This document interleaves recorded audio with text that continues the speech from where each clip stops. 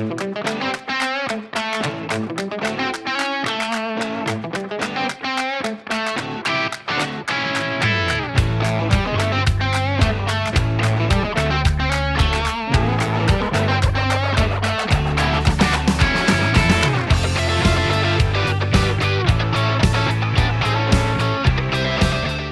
welcome to Mr. Mom's World Speaks, another edition where we talk about food, family, friends, fun, and most importantly, fur. Two-legged or four-legged, we don't care. I am so excited today. I have a wonderful guest that I got to know through the BC Federation of Foster Parents, I'm going to say 10-ish, 11-ish years ago. I consider her a friend. She probably thinks, who the hell is this guy? And that's okay. But we constantly run into each other through charitable events, through previous fostering events. The wonderful Stephanie Cadieux, former minister of the Ministry of Children and Families. Welcome. Thank you for joining me today. Thank you, Russell. And I do consider us friends. Oh, good. Awesome. Well, thank you. So what's going on in your world? Well, it looks like we're headed to an election, which means my job has or will be ceasing later today, and I will be on a campaign trail, hoping to get that job back again. Right. Okay. So tell me. So currently, so you're going to be going for trying to get reelected. What was your prior to this? What is your role, or was your role? Well, previously, because I think what I understand is we filmed this today and it airs on Thursday. Correct. So previously, and up until an election is called, I was the MLA for Surrey South. And before that, a couple of other ridings. I was elected 3 times in 3 different ridings in Surrey. And I served in cabinet for 8 of those years. And so, yes, that, certainly is how we got to know each other. And I hope that at some point in the future, I will be there again. Absolutely. So here's what I want to point out. I think, I had a huge respect just because of your position within the ministry. But when I went to the legislature one day and I sat in the balcony, I just so distinctly remember this. And I think I brought it up to you. I can't remember, but I think I did. And something was going on, and it doesn't even matter. Yeah. But you took a beating. I mean, a beating that no human being should have taken, and specifically in front of a bunch of kids that were in the balcony. And I felt, I truly, my heart bled for you. And I thought to myself, and to be honest with you, I had once wanted to run for some type of a government position. I think that deterred me. I think that, I thought, oh my God, I made a pretty tough skin. But to witness that in front of our children, and I'm not talking mine, I'm talking provincially, our children sitting in that audience, how did you, as the minister then, deal with that? How did you go home and not just cry yourself into a pillow? Oh, there were tears. Oh, God, I can imagine. But, here's the thing. I knew going into it that I had a role to fill. I knew that just going into politics, there were going to be people that just fundamentally disliked me because of my politics. Not because of who I am or ever even knowing me, but just for that reason, because they didn't agree with the political party I represented. So I knew that going in. So I knew I was going to have tough skin. I also knew that when I took the role of a cabinet minister, that brought a new level of scrutiny and what would be at times a great deal of unwanted attention in lots of ways. But I knew that I was doing the job to the best of my ability. I knew that I was making change. I knew that the reality was I had more information than others in these circumstances, but I couldn't necessarily share it. I had an obligation to protect the privacy of the people involved beyond what others did. And because so, I believe that it's my job to listen and to be there and to answer the questions to the best of my ability, my legal ability at that time, to answer questions, but to try to always do that with grace and dignity, honoring the position and the people I was working for in the ministry, the vulnerable people that we were doing our best to care for, and that I believe everybody had whose interest they had at heart. It didn't mean sometimes things didn't go wrong. It didn't mean that everything was perfect. It didn't mean that I got to do everything that I wanted to do or change everything to get to where I wanted it to be. Isn't the case. And even if I was the minister again, I would anticipate there would be far more things I would want to achieve than could. But I accepted that. And I felt the work was of the utmost importance. And so I tried to focus on knowing that deep down I knew what I was doing. And I appreciate that this might sound like kind of an unfair question, and it's not meant to be. I'm just looking at it from the perspective, knowing how it felt to be, pardon my language, shit on, because that's how I felt you were treated. I honestly do believe that. And again, I'm not, political set aside. No human being, in my opinion, needed to be talked to in that manner. And so knowing that now and having felt that feeling and having lived through that, do you talk to your peers differently, or do you look at them differently now that you've been through that war, so to speak, going forward? When if you're the critic and you've been the past critic of a couple portfolios, what does that look like? I have always tried to be fair, to be constructive in my criticism, not personal. I think that's the job. Right. We can dislike what's going on without denigrating the human being. Right. And I have tried to continue to do that. I don't know that I have always succeeded, but it is my intent and my goal to do so. There are people that I do not agree with. Mm-hmm. That does not mean I don't think they are doing what they think is best. Right. I may not agree with the way they go about it, and I certainly didn't agree with the way they went about attacking me, for example, or other cabinet ministers at different times. And I would argue there are times when I probably have colleagues that I would prefer handled things differently. Sure. It is up to individuals to choose how they behave. Right. And I think we can elevate the discussion. And so I have some difficulty,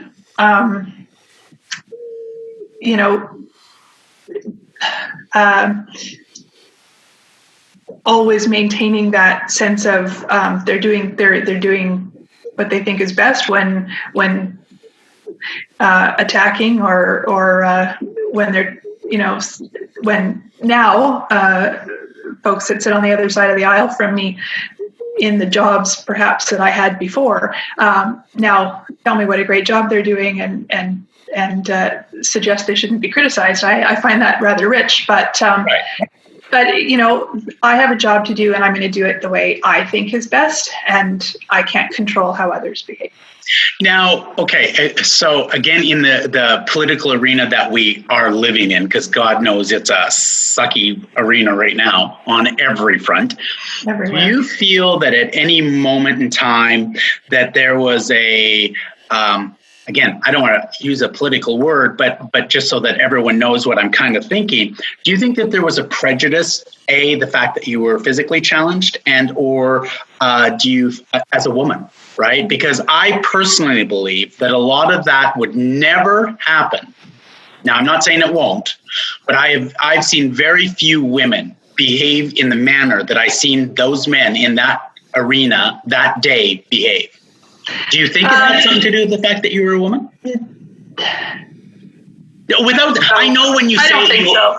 Okay. I think there's an attempt. I think there's an attempt to capitalize politically on situations where they think, for whatever reason, the minister can't fight back or won't fight back.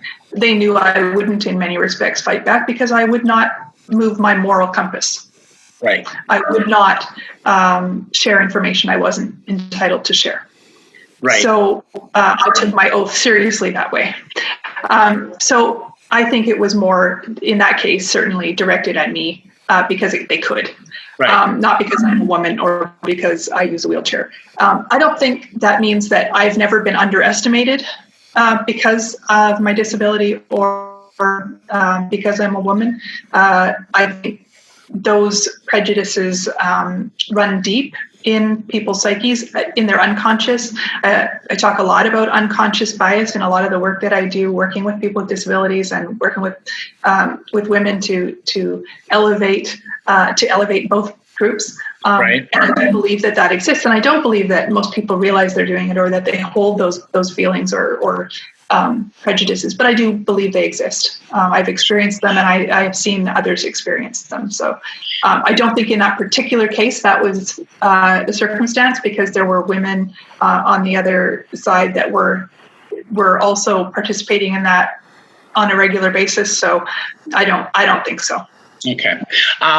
God, see, this is why you're in politics and I'm not, because I would have went crying with my tail between my legs and buried my face in a pillow. Well, you know what? The people of British Columbia saw me as a cabinet minister and wanted me to represent the people and do my job. My job wasn't to take it personally and get emotional. That didn't mean that the topics we were talking about weren't terribly emotional, and that each day when I went to work, I wasn't emotionally devastated by some of the things that I would hear, the things I would have to try and find solutions to. But thankfully, while there were plenty of moments of emotion privately, I was able to keep that together publicly because my role was as the chief policymaker. That was my job, to answer for those things, and it wasn't about my personal feelings. Right. I think one of the hardest things about politics is it's a catch-22, because I think that there are, as much as we want to be transparent as politicians, as you pointed out, that there are those moments in time and circumstances, and that it's about keeping it under wraps, so to speak, for the moment, till the opportune moment, or until things have been investigated, whatever the circumstances that are driving the so-called secrecy, if you will, or the non coming out. I think that's got to be a tough role to play. And so do you have, did that position, that's the minister's position, did that have a team behind you that guided you, or was that solely kind of like, okay, here's my moral compass, this is what I'm going to do, this is what I know to be the law, so to speak, or were there people behind you going, okay, no, you got to do this, you got to do that? There's always a team of people. There is a team of experts in the various fields. There's your bureaucratic experts, in the sense that the folks that run the ministry operations. There's political advice provided, but ultimately you have to make your own decision on which pieces of that you feel are most important. I chose always to bear on the side of caution with other people's private information. Right. On the need for transparency, I believe in that. I was the Minister of Labor and Open Government for a short period of time, and we launched the Open Data Portal for government, because I believe that transparency is very important in government, but there's a balance between that and individual personal privacy rights, and in the case of the Ministry of Children and Families, you're dealing with vulnerable children. That is emphasized even further. Do you today, we have lived the last 7 months now with COVID. Listen, it sure has weeded out the strong and the weak, as far as I'm concerned, both politically, but us as humans, right? I've been very blessed. My husband's been very blessed that we have still been able to go out and work. My husband works for a food chain that has done an amazing job at protecting not only the public but the staff. Mm-hmm. But we've been lucky in the sense that we've been able to get out. I guess from a politician's point of view, what do you see that we possibly are heading towards with being, as a group, as a province, so cloistered and so locked up, if you will, for so long? Do you see any challenges moving forward? I do. I think overall, British Columbia and British Columbians deserve a lot of credit for how they responded early on when the province and Dr. Henry gave advice and said, okay, everybody, this is what we need to do. Safe social distancing, washing your hands, all these sorts of things, staying home. Everybody did what was needed for the most part. And that was really important. And that did help how we managed through. Government then has to make all sorts of other decisions related to how to support people through this. They made some that I agree with, some that I don't. Some where I think they didn't go far enough or fast enough, particularly around people with disabilities. And in that case, we're talking both federally and provincially. But to be fair, you're dealing with something on a very large scale. Everything is moving very, very quickly and it's very complex. I appreciate that. But now we're looking at, okay, this isn't going away anytime soon. We are all, aware now that this could be, we're in it for the long haul until a vaccine is found and can be reproduced and can be provided to everyone. So we're going to have to accept a lot of these things as our new normal for the time being.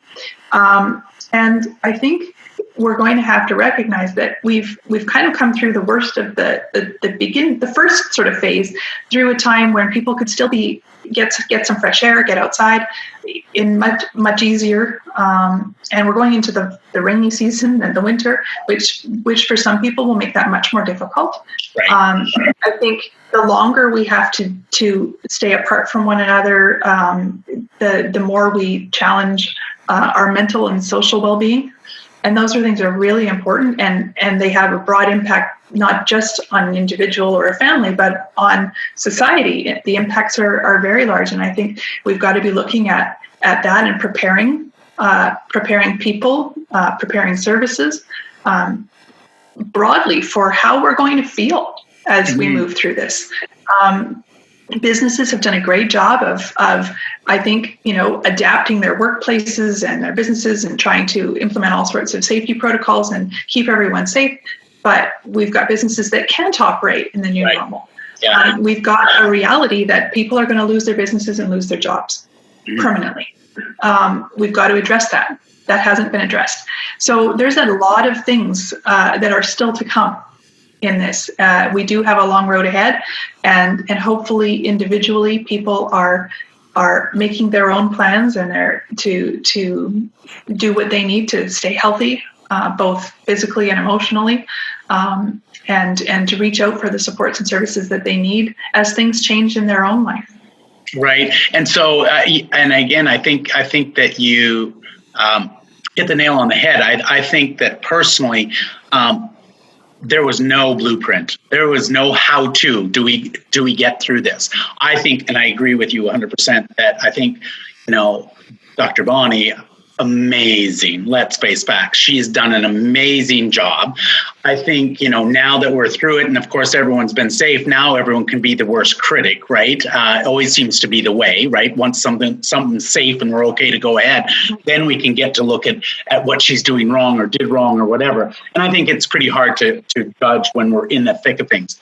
If, though, there was one thing that stood out for you, that you could have or would have potentially changed from a provincial point of view, what would that have been? I think I would have wanted for the province to recognize much earlier that the impact on families, people with disabilities and families with kids with disabilities, the impacts of COVID were felt much deeper and much faster, both financially and from a stress and life upheaval perspective, because they couldn't have their normal support systems in and what have you. And I think the province really didn't do everything they could have done in relation to supporting families that were already very stressed and individuals whose lives were already very difficult. Right. I think we could have done a better job. But again, it is. I'm not trying to put that in an overly critical perspective. I get it. Given the circumstances, but I do think there are things we could have done differently as a government. That government could have done differently through this. There were lots of supports going out the door, but very few to that subset of the population comparatively. There are also, as I say, some big holes still on the support for business to continue, and that's important because people rely on jobs from business. So we're not out of the woods yet, and I think unfortunately now we have an election call, a very opportunistic circumstance. I believe government didn't need to do this. We have set election date for next October, but they've decided no, instead they're going to do it now because they think they can win.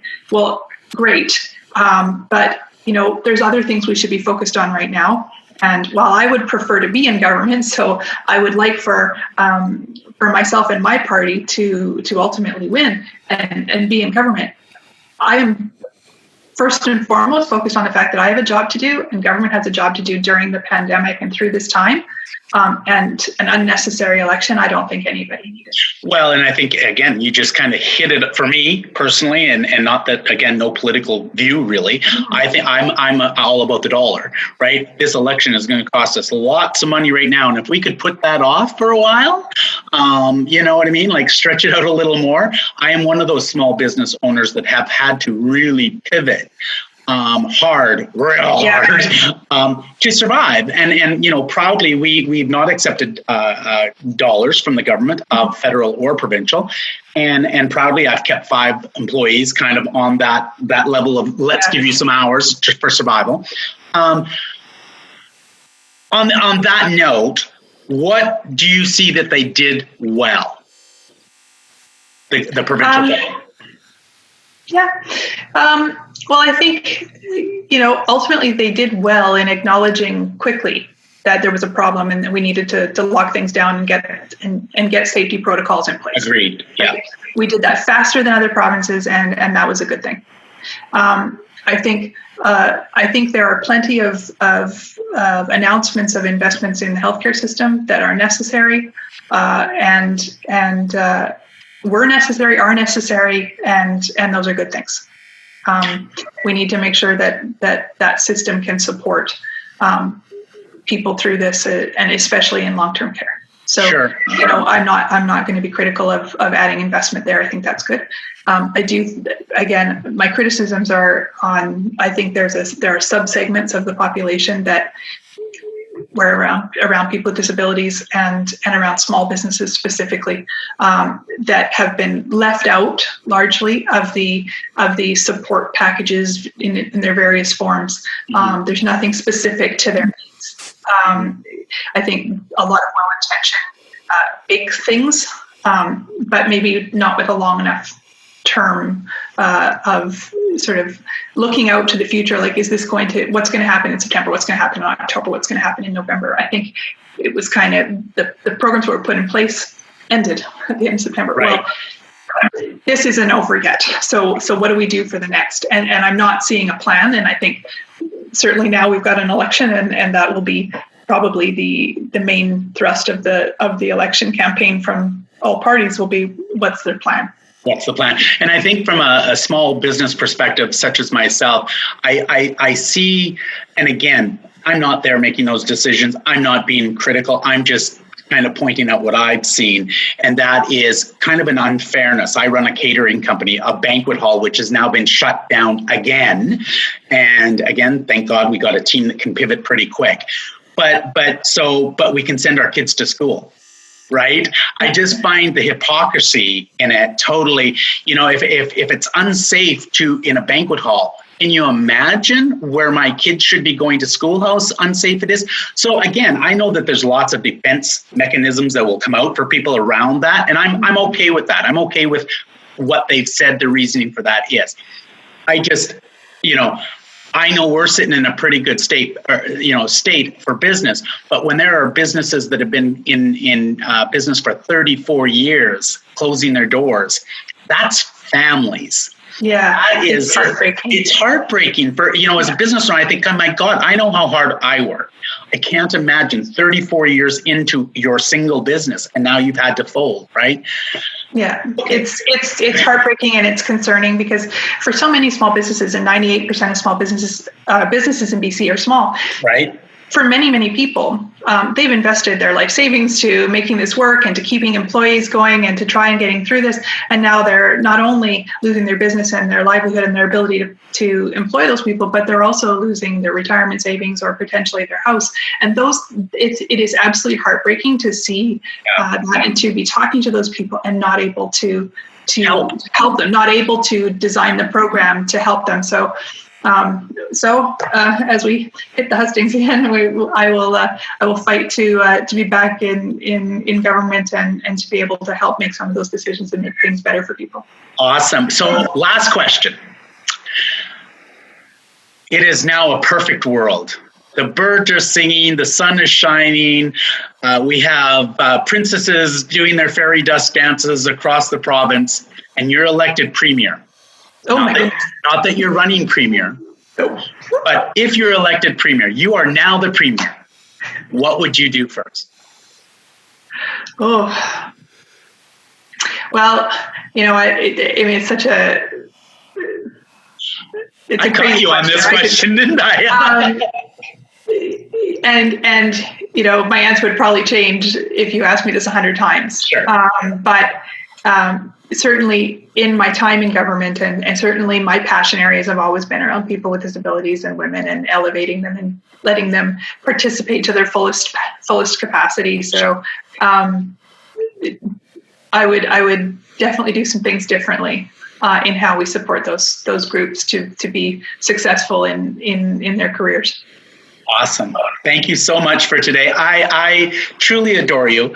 I've admired you for 10, 11 years, and I continue to admire you. And I hope that you're reelected and that at some point you get to achieve everything in a ministry and that you're leading a ministry again so that we can continue to do good work. And again, no political view here. I just know you personally, and I think you're amazing. So thank you so much for joining me today. I appreciate it. Oh, you're very welcome. And good luck in the election.